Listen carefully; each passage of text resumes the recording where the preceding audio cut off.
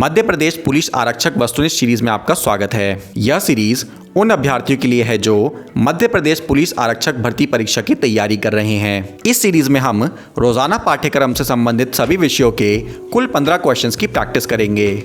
इस परीक्षा से संबंधित सभी प्रश्नों का संपूर्ण संकलन प्रभात प्रकाशन की पुस्तक में दिया गया है। और अधिक प्रश्नों को पढ़ने के लिए आप इस परीक्षा से संबंधित हमारी पुस्तकों को Amazon या Flipkart से भी खरीद सकते हैं, जिसका लिंक नीचे डिस्क्रिप्शन में दिया गया है। तो चलिए शुरुआत करते हैं आज की वीडियो से। नंबर 1, निम्नलिखित में से किस देश में सर्वप्रथम इच्छा मृत्यु को कानूनी बनाया गया है? ऑप्शंस हैं न्यूजीलैंड, डेनमार्क, ऑस्ट्रेलिया या नीदरलैंड। दोस्तों सही उत्तर है ऑप्शन डी, नीदरलैंड।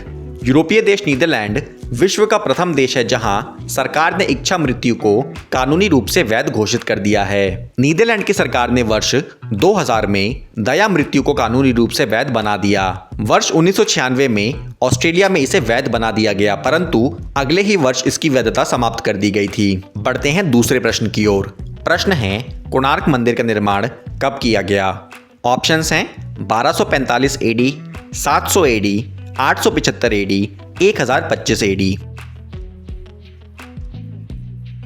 दोस्तों सही उत्तर है ऑप्शन ए, 1245 एडी। ओडिशा स्थित कोणार्क मंदिर सूर्य देवता को समर्पित है, जो सामान्यतः काले पगोड़ा के नाम से विख्यात है। इस मंदिर का निर्माण 13वीं सदी के गंग शासक नरसिंह देव प्रथम द्वारा करवाया गया था। इस मंदिर के आधार पर 12 पहिए या चक्र निर्मित हैं।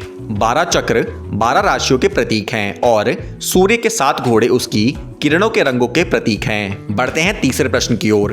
प्रश्न है, मोरक्को यानी कि इब्न बतूता किसके समय में भारत आया था? ऑप्शंस हैं अलाउद्दीन खिलजी, फिरोज शाह तुगलक, बलबन या मोहम्मद बिन तुगलक। सही उत्तर है ऑप्शन डी, मोहम्मद बिन तुगलक। इब्न बतूता मोरक्को यात्री था।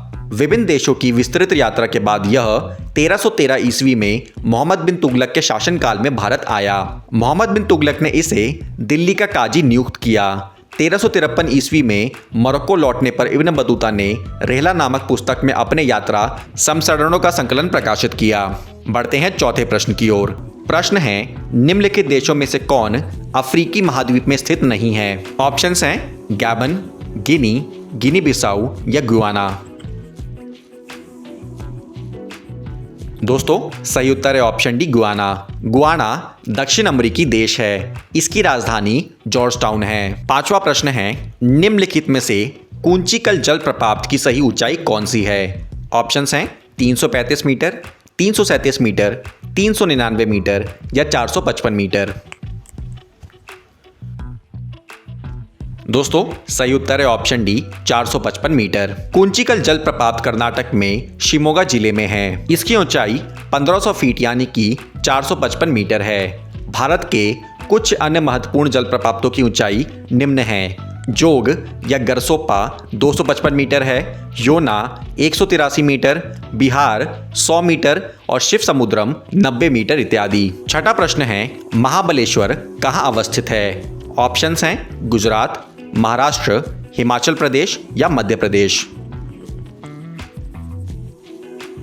सही उत्तर है ऑप्शन बी, महाराष्ट्र। महाबलेश्वर महाराष्ट्र का सुंदर पहाड़ी नगर है। यहाँ झील तथा सुंदर बाग हैं। यह पुणे से 120 किलोमीटर दूर स्थित एक पर्यटक स्थल है। सातवां प्रश्न है, निम्नलिखित में से कौन एक सुमेलित नहीं है? ऑप्शंस हैं प्रार्थना समाज और डॉक्टर आत्माराम पांडुरंगा, आत्मीय सभा और देवेंद्रनाथ टैगोर, भारतीय ब्रह्मो समाज और केशव चंद्र सेन या राधा स्वामी सत्संग और तुलसीराम। दोस्तों सही उत्तर है ऑप्शन बी, आत्मीय सभा और देवेंद्रनाथ टैगोर। आत्मीय सभा की स्थापना राजा राम मोहन रॉय ने 1815 ईस्वी में की थी, जबकि प्रार्थना समाज की स्थापना डॉक्टर आत्माराम पांडुरंग द्वारा की गई थी। भारतीय ब्रह्म समाज की स्थापना केशव चंद्र सेन द्वारा एवं राधा स्वामी सत्संग तुलसीराम द्वारा की गई थी। बढ़ते हैं आठवें प्रश्न की ओर। प्रश्न है, निम्न में से किस एक वर्ष से ब्रिटिश सरकार अंतिम रूप से भारत एवं इंग्लैंड में एक ही समय पर साथ साथ इंडियन सिविल सर्विसेज की परीक्षा आयोजित करने हेतु सहमत हुई थी? ऑप्शंस हैं 1922, 1923, 1924 या 1925। दोस्तों इसका सही उत्तर है ऑप्शन ए 1922। 1922 से ब्रिटिश सरकार अंतिम रूप से भारत एवं इंग्लैंड में एक ही समय पर साथ साथ इंडियन सिविल सर्विसेज की परीक्षा आयोजित करने हेतु सहमत हुई थी। 9वां प्रश्न है, पी सेनगुप्ता और जी सदाशिव ने भारत को कितने लघु कृषि प्रदेशों में बांटा था? ऑप्शंस हैं 58, 63, 60 या 65। सही उत्तर है ऑप्शन सी 60। पी सेनगुप्ता और जी सदाशिव ने भारत को 60 लघु प्रदेशों में बांटा था। इनके द्वारा भारत को 4 वृहद, 25 बड़े एवं 60 लघु प्रदेशों में बांटा गया था। बढ़ते हैं 10वें प्रश्न की ओर। प्रश्न है, न्यूक्लियर रिएक्टर कौन सा कार्य करता है? ऑप्शंस हैं अनियंत्रित ढंग से न्यूक्लियर ऊर्जा का उत्पादन, नियंत्रित ढंग से न्यूक्लियर ऊर्जा का उत्पादन, परमाणु बम विस्फोट में सहायता या उपरोक्त में से कोई नहीं। दोस्तों सही उत्तर है ऑप्शन बी, नियंत्रित ढंग से न्यूक्लियर ऊर्जा का उत्पादन। न्यूक्लियर रिएक्टर नियंत्रित श्रृंखला अभिक्रिया के द्वारा नाभिकीय ऊर्जा उत्पन्न करता है। बढ़ते हैं 11वें प्रश्न की ओर। प्रश्न है, रक्त के AB वर्ग वाला व्यक्ति ऐसे व्यक्ति को रक्तदान कर सकता है जिसके रक्त का वर्ग क्या हो? ऑप्शंस हैं A, B, AB या O। दोस्तों सही उत्तर है ऑप्शन सी AB।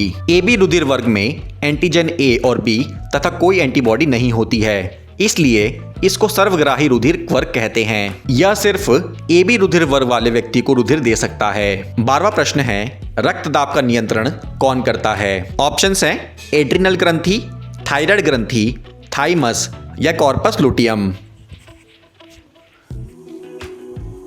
दोस्तों सही उत्तर है ऑप्शन ए, एड्रिनल ग्रंथि। यदि शरीर में रक्तदाब कम होता है तो एड्रिनल ग्रंथि से एड्रिनल हार्मोन्स निकलता है जो रक्तदाब को बढ़ाता है। बढ़ते हैं 13वें प्रश्न की ओर।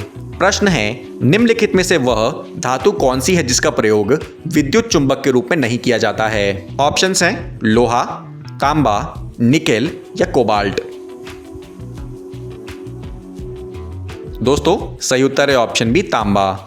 विद्युत चुंबक के रूप में लोहा, स्टील, निकेल, कोबाल्ट आदि का प्रयोग होता है।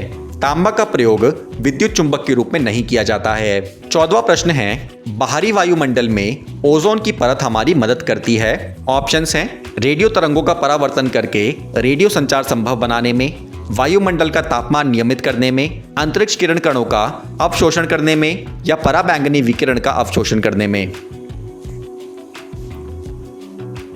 दोस्तों सही उत्तर है ऑप्शन डी, पराबैंगनी विकिरण का अवशोषण करने में। ओजोन परत पृथ्वी के वायुमंडल की एक परत है जिसमें ओजोन गैस की सघनता अपेक्षाकृत अधिक होती है। ओजोन परत सूर्य से निकलने वाली हानिकारक पराबैंगनी किरणों का 93 से 99% मात्रा अवशोषित कर पृथ्वी पर जीवन की सुरक्षा करती है। आज का आखिरी प्रश्न है, प्रकाश मंडल में बनने वाली छोटी आकृतियों को क्या कहते हैं? ऑप्शंस हैं कणिका, कंटिका, सौर धब्बा या सौर उत्कर्ष।